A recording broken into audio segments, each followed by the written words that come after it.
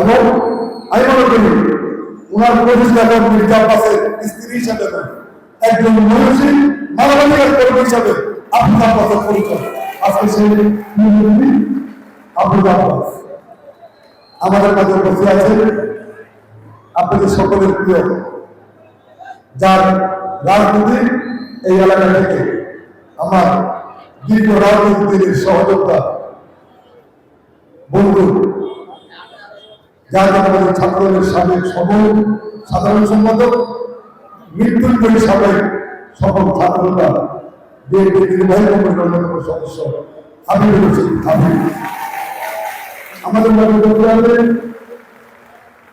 এই ঢাকা মহানগর দক্ষিণ বিএনপিকে সুসংগঠিত গতিশীল করার জন্য যে মানুষটি সবসময় আমরা একসঙ্গে এই মহানগরের শক্তিশালী করে কাজ করছি, অত্যন্ত আমার অত্যন্ত প্রিয় এবং দলের ত্যাগী কর্মী তানভীর আহমেদ রবি আমাদের মাঝে বসে আছে। অঙ্গ সংগঠনের নেতৃবৃন্দ,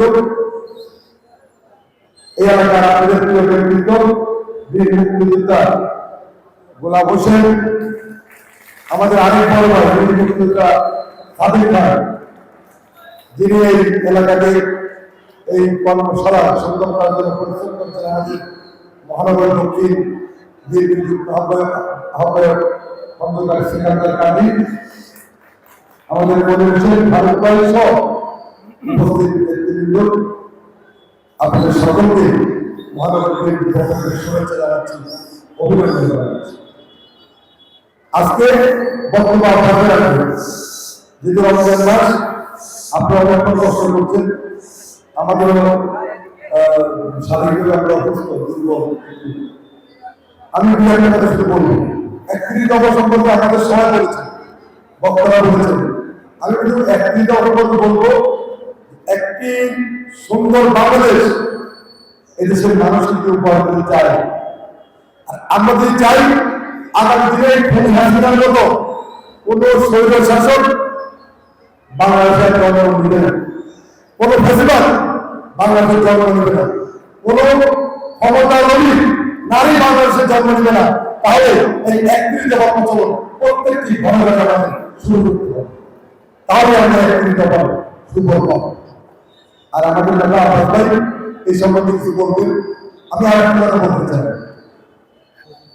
বিএনপি কর্মীরা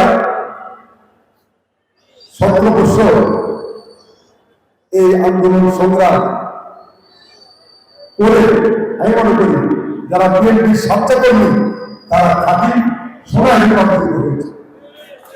আর এই মন্দির সরকার পল্টন এই যে 8 এবং 9 বিভাগের বাচ্চাদের আমি মনে করি এটা আমাদের একটি পরিবার, এটা আমাদের একটি পরিবার। এখানে আমরা কখনো কাউকে ভেদাভেদ করি না, মনে করি আমরা একটি ঘরের মানুষ। আমরা ছোটকাল থেকে আমরা যখন ওয়ার্ড ছাত্রদল করি তখন থেকে আমরা আমাদের এলাকার পাশে থেকে আমরা রাজনীতি শিকার আমরা সুযোগ পেয়েছি। ইনশাআল্লাহ আমরা রাজনীতি শিকারের চেষ্টা করেছি সুন্দরভাবে, যাতে আমাদের কারণে আমাদের নেতার বদনাম না হয়, আমাদের দলের বদনাম না হয়, আমরা কিন্তু সেইভাবে যাওয়ার চেষ্টা করছি। আজকে এই 5 তারিখের পরে বিশেষ করে ক্রীড়া ভিত্তিক এই সমুদ্রের কিছু নানা এলাকা কিছু নব্য বিএনপি সৃষ্টি হয়েছে।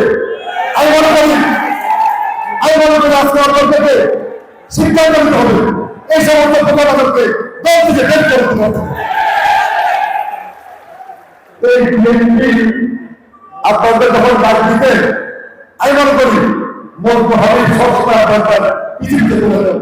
আমরা বলেছি আমরা কোনো লোক কখনো কোনো সিনিয়রদের সাথে বেয়াদবি করে নাই, কেউ বলতে পারবেন না। আমরা সকলকে মনে করছি, শ্রদ্ধা করছি, রাজনীতি সুন্দর করার চেষ্টা করছি।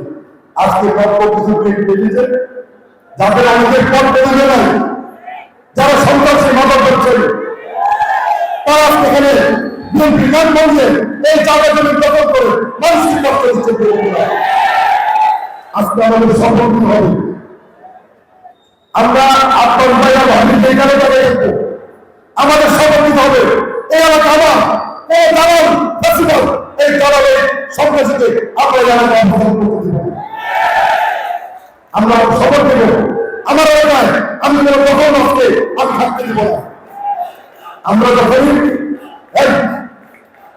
আমরা যখনই সিদ্ধান্ত নেব, আমি মনে করি আমার নেতা জনতা মির্জা আব্বাস আমাদের পক্ষে থাকবে, আমাদের পালিয়ে যাবে, আমাদের সাহস করে আমাদের এগিয়ে যেতে হবে।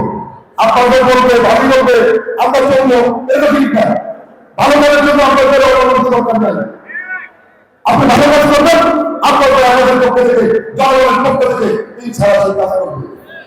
তাই বলবো, যারা আমাদের এই সাধারণ সংসার নষ্ট করছেন,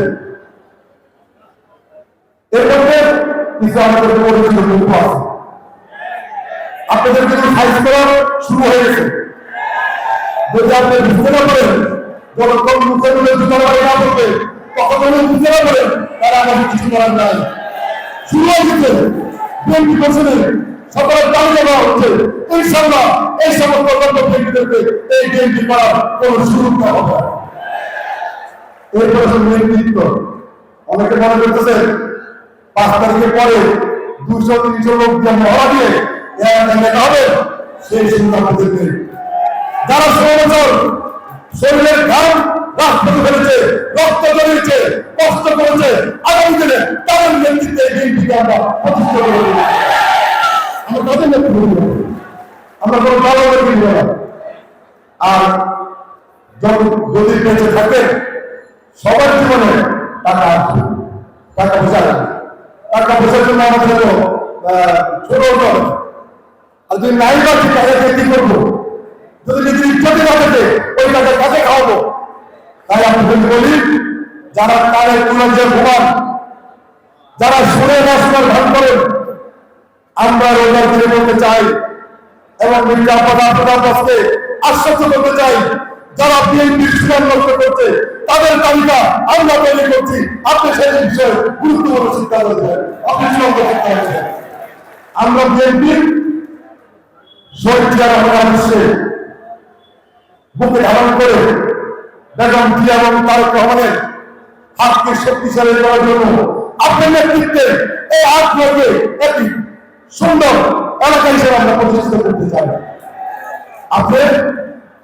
আপনি তো অনেক কঠিন ছোটকাল থেকে আপনাকে দেখেছি, আপনি যারা যারা আমরা করেছি, আপনার সিদ্ধান্ত, আপনার এই সন্ত্রাসের বিরুদ্ধে আপনার অবস্থান অত্যন্ত শক্তিশালী। তাই আমি আপনাকে অনুরোধ করবো, আমরা হাজার হাজার নেতা কর্মী আপনার পাশে আছি। আপনি সিদ্ধান্ত নেন, এই সমস্ত নেতাদেরকে দল থেকে বের করবেন এবং আগামী দিনে তারেক রহমানের নেতৃত্বে একটি সুন্দর বাংলাদেশ প্রতিষ্ঠার জন্য এদেশের মানুষকে আপনি সফলতা করবেন। এটাই আমাদের প্রত্যাশা, এটাই আমাদের প্রতিজ্ঞা।